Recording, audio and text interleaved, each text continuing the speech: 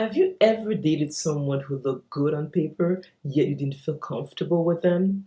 They were good looking, intelligent, witty, educated, treated you well, yet you didn't feel good when you spent time with them. You felt out of alignment.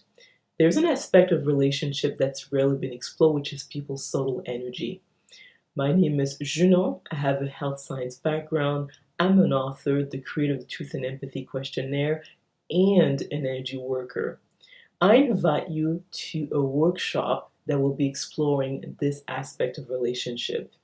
The title of the workshop is Dating Energetically, and during this workshop, we'll be matching people based on their vibration. So you will learn about yours and who is the best match for you. The workshop will take place on September the 12th, which is a Saturday, from 7 to 9 p.m. Eastern Standard Time.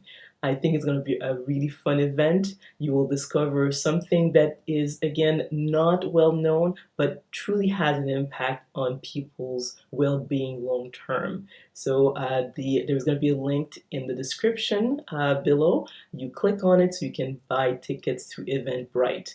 I trust that we'll see each other there, and I think it's going to be a really fun activity that we're going to have, we're going to be doing together.